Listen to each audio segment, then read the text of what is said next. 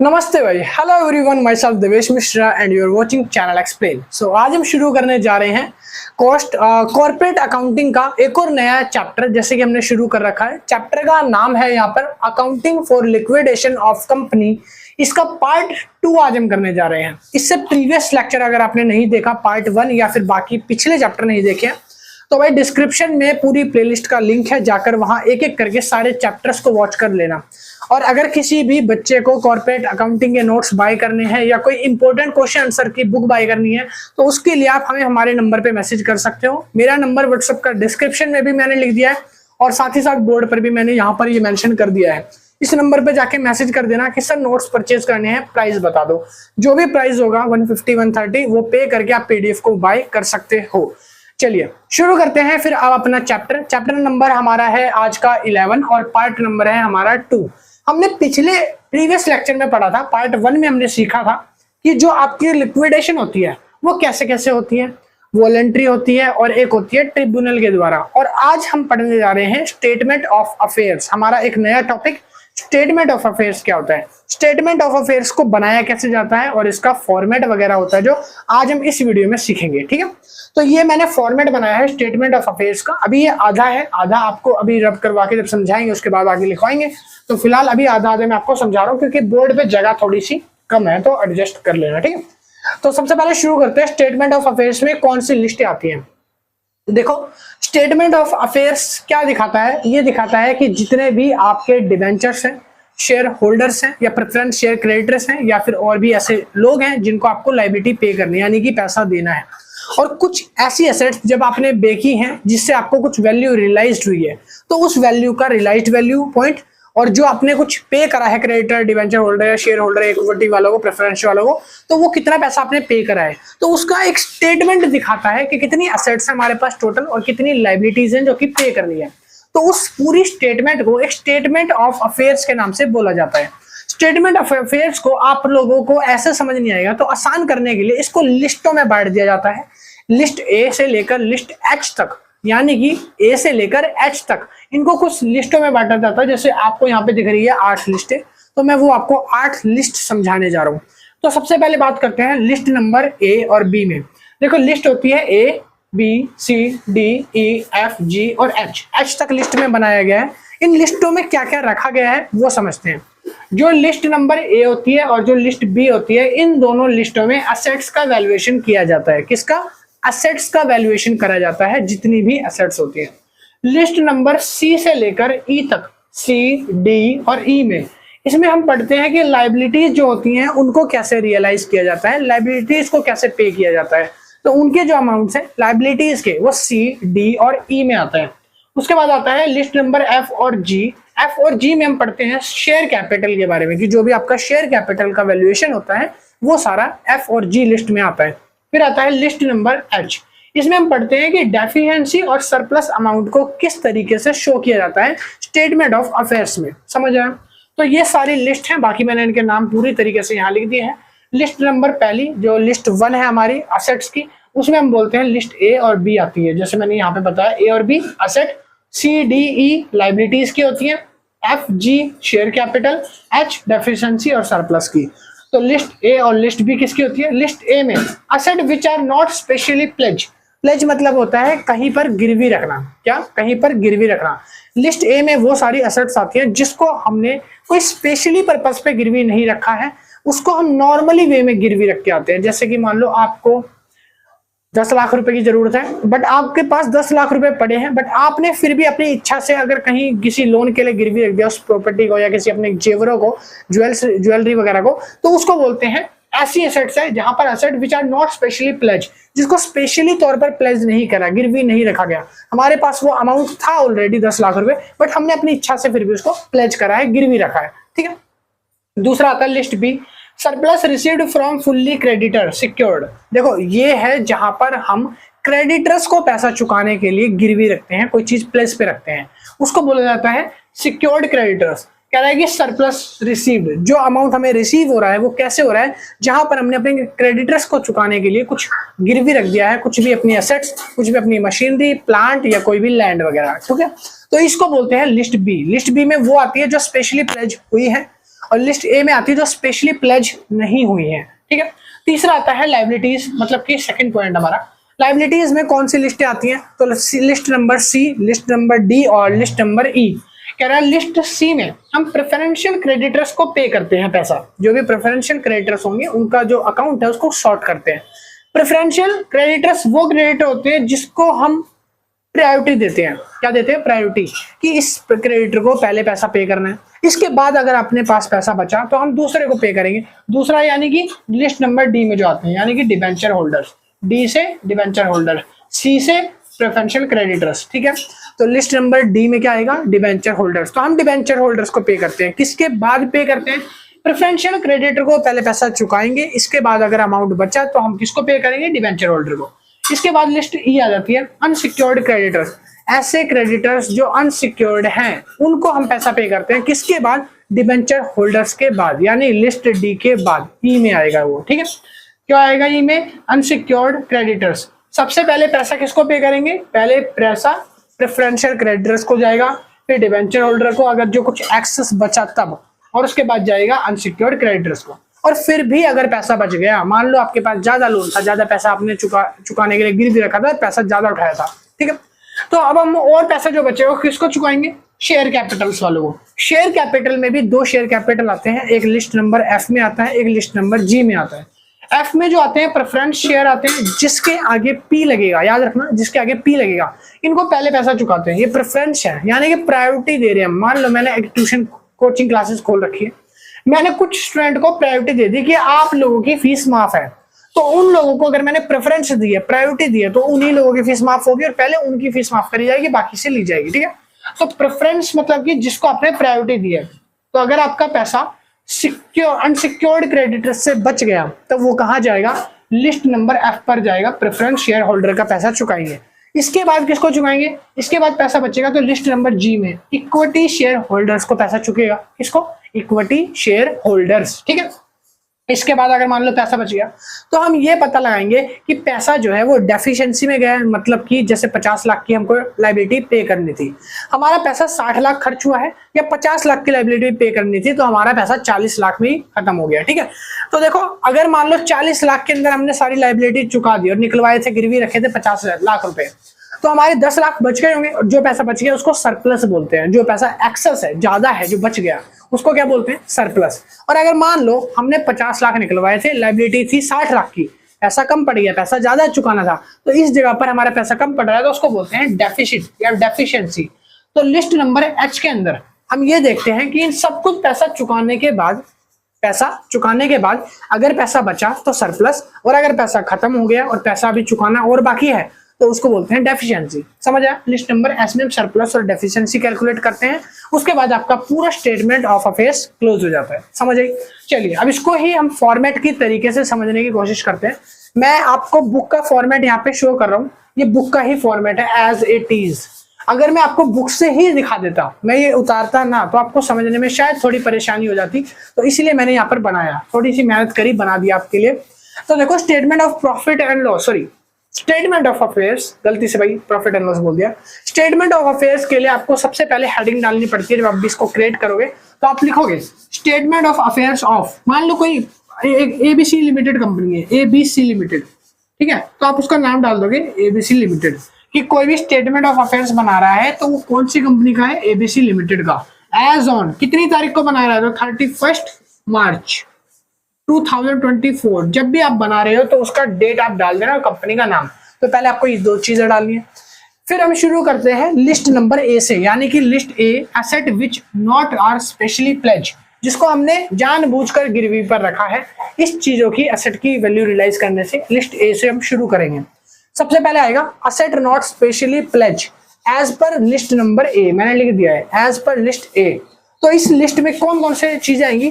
तो इसमें आप लिख सकते हो, जैसे कि मान लो कोई भी आपकी मशीनरी है, मशीनरी फर्स्ट, मान लो आपने मशीनरी फर्स्ट को मार्केट में बेचा या प्लेज पे रखा, और आपको पैसा जो है इससे रियलाइज हुआ 50 लाख या 50,000, तो आप इस तरीके से 50,000 का अमाउंट यहाँ पर लिख दोगे, ठीक है।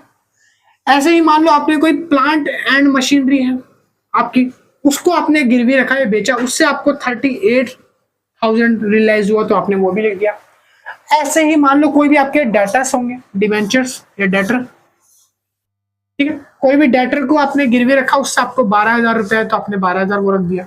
तो इस तरीके से जो भी क्वेश्चन में असेट्स होंगी जिनको प्लस पर रखा गया है, ठीक है, नॉट स्पेसिफिकली जानबूझ कर रखा गया है, तो उनके अमाउंट यहाँ पर ऐसे रियलाइज होंगे, तो वो आपको यहाँ पर ऐसे कैलकुलेट करने हैं।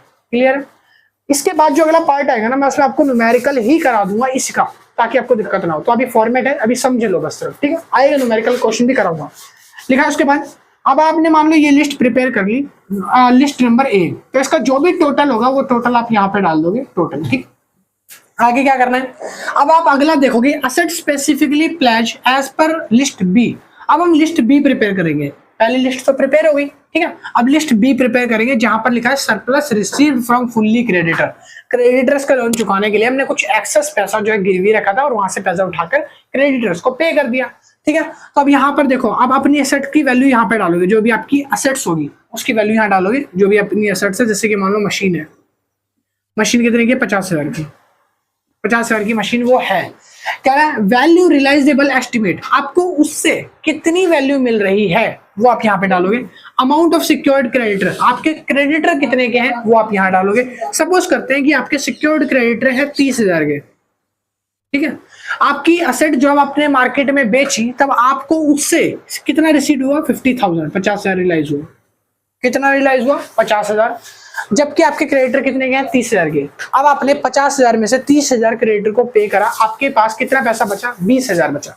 अगर वो 20,000 एक्सेस है जो कि आपका ज्यादा बच गया, तब आप उसको कहाँ दिखाओगे, सरप्लस क्रेडिटर में। कितना बचा, 20,000, तो आप यहाँ लिख दोगे 20,000। अगर मान लो इस सिचुएशन को उल्टा करके समझते हैं, इस बार डेफिशिएंसी का समझते हैं। आपकी एसेट की वैल्यू है 50,000, सेम ले लेता हूं। अब आपके क्रेडिटर्स जो थे वो 70,000 के थे, 70 छोड़ो 75,000 थे, 75,000, ठीक है।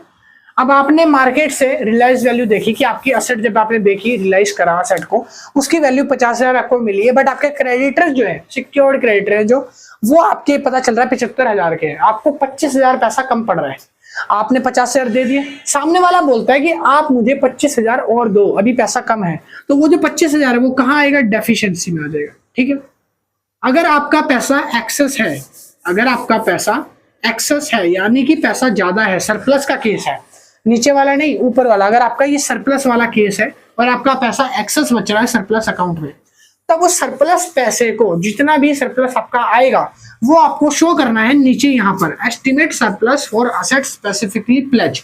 जो लिस्ट बी है, ये लिस्ट बी के अकॉर्डिंग है, किसके, लिस्ट बी के अकॉर्डिंग जो भी पैसा सरप्लस बचेगा उस पैसे को हम क्या करेंगे, हम इस जगह पर मेंशन कर देंगे, मैंने लिखा हुआ है सरप्लस। तो कितना पैसा आएगा यहाँ पर, जो पैसा सरप्लस बच गया यानी कि 20,000 रुपए, इसको यहाँ पर आप प्लेज कर दोगे, लिख दोगे, ठीक है।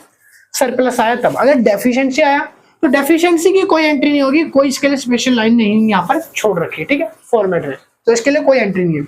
आगे लिखा उसके बाद, estimate total assets available for preferential creditor, debenture holder और अनसिक्योर्ड क्रेडिटर और क्रेडिट फॉर डाउन, ठीक है। कहता है कि जितना भी एस्टिमेट असेट की वैल्यू आपकी आई है वो सारी की सारी टोटल करो, जिसके अंदर शामिल है प्रेफरेंशियल क्रेडिटर, डिबेंचर होल्डर और अनसिक्योर्ड क्रेडिटर। यानी कि कह रहा है कि आपकी लिस्ट ए, यानी कि लिस्ट ए और लिस्ट बी, इन दोनों को मिलाकर ऐड प्लस करके टोटल जितना भी आपका असेट आया है वो वैल्यू बताओ। तो अब देखो लिस्ट ए में मान लो मेरी ये तीन चीजें थी, 50,000, 38,000, 12,000, तो 38 और 12 50 और ये 50, तो हो गया 1 लाख, 1 लाख हो गया। मान लो यहाँ पर कोई मेरी मशीनरी थी, असेट थी 50,000 की और 20,000 का उसका फायदा हुआ था, तो मेरे को इससे कितना मिला था, रियलाइज कितना हुआ था, रियलाइज हुआ था 50,000, ये रियलाइज वैल्यू है।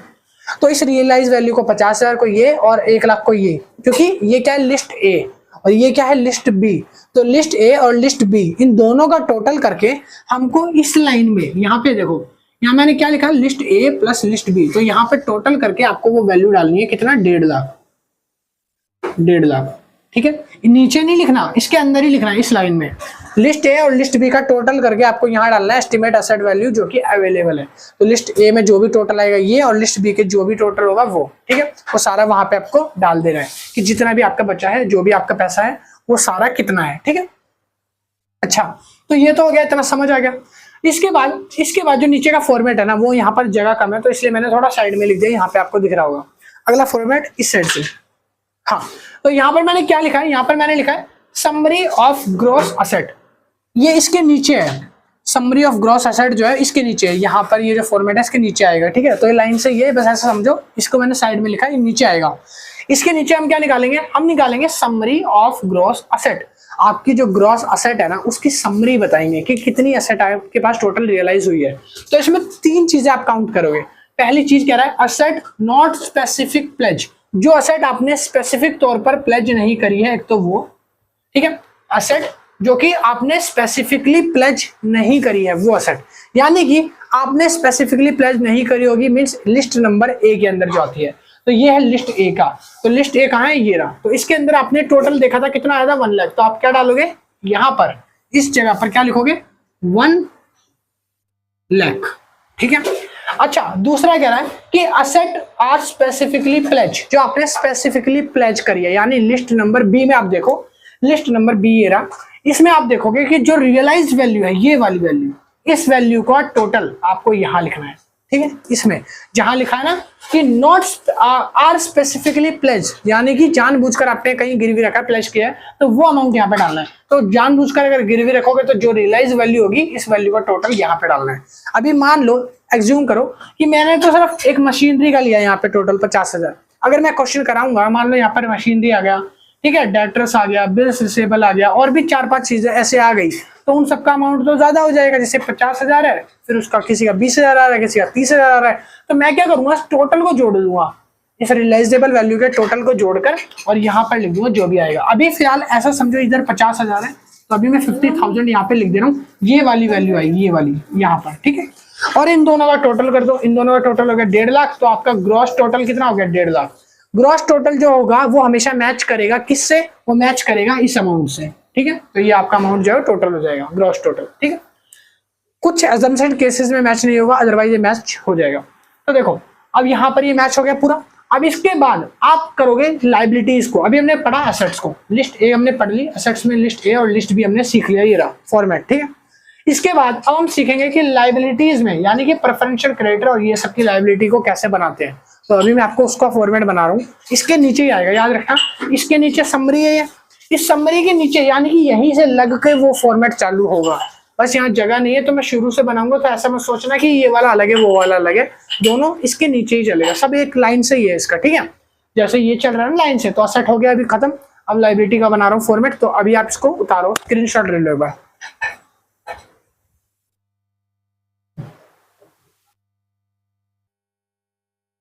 तो जितना मैंने अभी आपको कराया था आपने उतार लिया होगा। ठीक है, उसके आगे जो फॉर्मेट है वो कुछ इस तरीके का है। अभी हमने पढ़ा कि इसके ऊपर जो आती है वो आती है सारी की सारी असेट्स। ठीक है, असेट्स का सारा स्टेटमेंट ऑफ अफेयर्स अपने चेक करा। अब लायबिलिटीज आ गया, और ये फॉर्मेट जो है समरी जो अकाउंट की बनाई थी मैंने, उसके नीचे ही बनेगा, मतलब इसके ऊपर ही वो समरी वाला, उसके ऊपर जो यहाँ बनाया था वो, और उसके नीचे ऐसे लाइन में, एक लाइन में रहेगा। ठीक है, पूरा का पूरा। अब यहाँ पे हम बात कर रहे हैं असेट्स के बाद लायबिलिटीज की, तो यहाँ पर आपको कॉलम बनाना है ग्रॉस लायबिलिटीज का, इसका ग्रॉस लायबिलिटीज का, और यहाँ बनेगा लायबिलिटीज का। और लायबिलिटीज कौन सी लिस्ट में आएगी, तो लायबिलिटीज के लिए यहाँ पर लिख दिया है सी, डी एंड ई। तो ये सी, डी और ई, इनमें आएगी लायबिलिटीज। अब यहाँ पर पहले आती है preferential creditors, list number C, यानी कि प्रेफरेंशियल क्रेडिटर्स।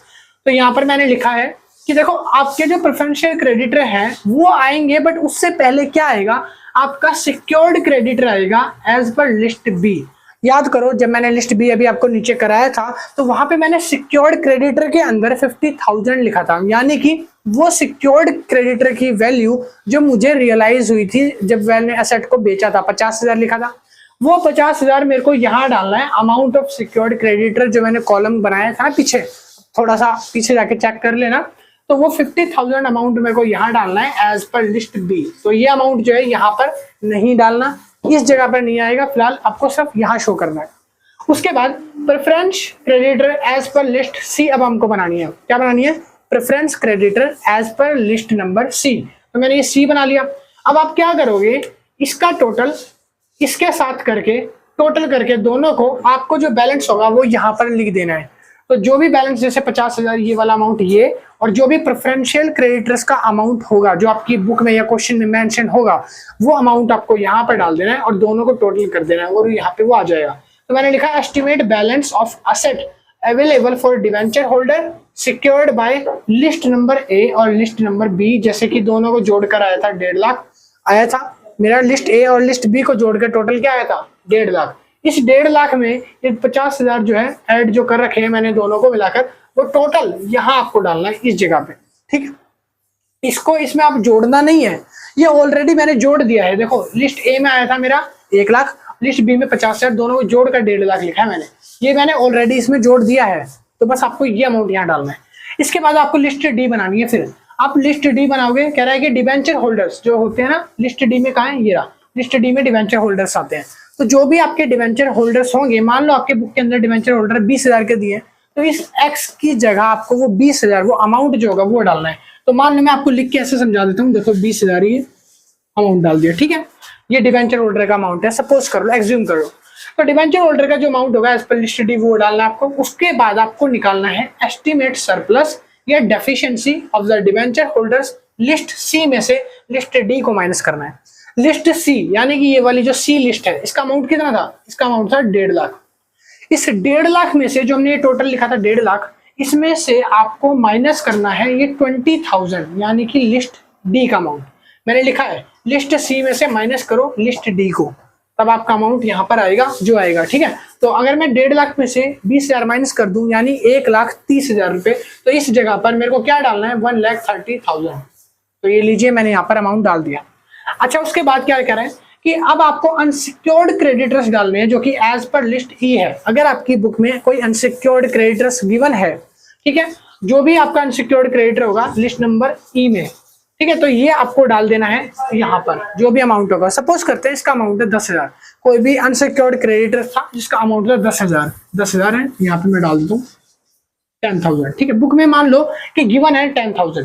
अब मैं क्या करूंगा, अब मुझे ये करना है कि जो लिस्ट ई है इसको क्या करना है, लाइबिलिटी जो है ये वो माइनस करनी है। जैसे कि मान लो 1,30,000 आया था लिस्ट डी में, लिस्ट डी का जो 1,30,000 आया था इसमें से ये माइनस करना है ई को, ठीक है। तो आप माइनस करोगे अगर 1,30,000 में से 10,000, तो आपका बचेगा क्या 1,20,000। तो यहाँ आ जाएगा 1,20,000, यहाँ पर आपका आ जाएगा 1,20,000। ये कैसे आया मैं यहाँ को बता रहा हूँ। 1,30,000 में से मैंने माइनस कर दिए 10,000 जो कि अनसिक्योर्ड क्रेडिटर के थे, ये लिस्ट नंबर ई के थे, किसके, ई के, और ये किसके थे, डी के थे, ठीक है।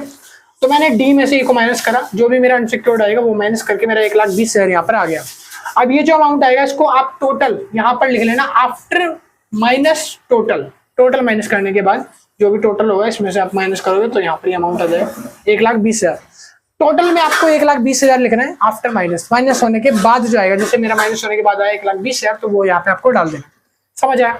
अच्छा उसके बाद क्या करना है, अब हमारी देखो लिस्ट ई हो गई है कंप्लीट, यानी कि ई तक हमारा हो गया क्वेश्चन सॉल्व, ठीक है। अब लिस्ट नंबर ई तक हमने कंप्लीट कर लिया है। लिस्ट नंबर एफ के अंदर क्या है, तो लिस्ट एफ में प्रेफरेंस शेयर होल्डर है और लिस्ट जी में इक्विटी शेयर होल्डर है। और मैंने आपको शुरू में बताया था प्रेफरेंस शेयर होल्डर अगर बुक में गिवन है तो हम पहले प्रेफरेंस शेयर होल्डर का पैसा चुकाते हैं। तो प्रेफरेंस शेयर होल्डर सपोज करो आपके 3,000 के अगर दे रखे हैं, तो इस जगह पे आपको 3,000 ग्रोस अमाउंट यहाँ पर डालते रहना है हर किसी चीज का। इसी तरह से अगर आपको इक्विटी शेयर होल्डर दिए तो आपको इक्विटी शेयर होल्डर का अमाउंट 3,000 4,000 जो भी आपको गिवन है वो यहाँ पे डाल देना है, ठीक है। अब प्रेफरेंस शेयर होल्डर एज पर लिस्ट एफ जो भी अमाउंट होगा वो यहाँ पे आपको डाल देना 3,000 4,000 जो भी है। ऐसे ही इक्विटी शेयर होल्डर का लिस्ट नंबर जी में कहता है कि यहाँ पर जो अमाउंट होगा वो डाल दो और उसके बाद इनका टोटल कर दो, मतलब कि इनका टोटल करके यहाँ पर आपको वो लिख देना है, ठीक है। और आपका एस्टिमेट सरप्लस जो है एज रिकॉर्ड जो होगा वो निकल कर आ जाएगा। जो भी अगर आपका यहाँ पर अमाउंट आता है अगर सरप्लस है तो वो यहाँ पर आपको मेंशन कर देना है। कह रहा है मेंबर ऑफ एज पर लिस्ट एच। लिस्ट एच क्या कहती है कि अगर आपका कोई भी डेफिशिएंसी है या कोई सरप्लस है तो वो आपको यहाँ पर डाल देना और क्वेश्चन आपका खत्म हो जाएगा, सरप्लस और डेफिशिएंट शो हो जाएगा, ठीक है। अब एक चीज और ध्यान दो, अगर मान लो आपको प्रेफरेंस शेयर होल्डर तो गिवन नहीं है क्वेश्चन के अंदर, और क्वेश्चन के अंदर ना कुछ ऐसा बता नहीं रखा है कि ये प्रेफरेंस है या इक्विटी शेयर होल्डर है, सिर्फ उन्होंने ये लिख दिया है कि शेयर कैपिटल 10,000 दे रखे हैं। क्या लिखा है? शेयर कैपिटल के ₹10,000 है। तो इस केस में अगर आपको नहीं दे रखा कि प्रेफरेंस है या इक्विटी है, तो आपको एग्ज्यूम करके चलना है कि ये ऑलवेज इक्विटी शेयर होल्डर दिए हुए हैं। बिकॉज प्रेफरेंस होगा तो आगे नाम लिख के देगा कि प्रेफरेंस वाले शेयर होल्डर हैं 10,000 की।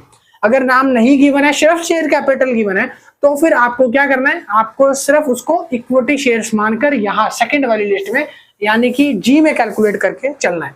जो भी अमाउंट नीचे बचेगा वो आपका सरप्लस आ जाएगा, एस्टिमेटेड सरप्लस या डेफिसिट होगा, वो आपको निकाल लेना है। उसके बाद आपका पूरा क्वेश्चन खत्म।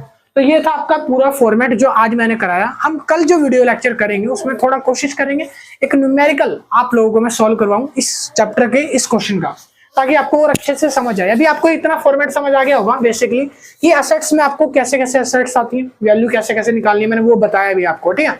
उसके बाद मैंने लायबिलिटी में बताया कि कौन सा अमाउंट कहाँ आएगा। मैंने अमाउंट ले लेके इसलिए बताया ताकि आप लोगों को क्लैरिटी और थोड़ी ज्यादा हो जाए कि किसको किस में ऐड करना है, किसको किससे माइनस करना है। समझ आया?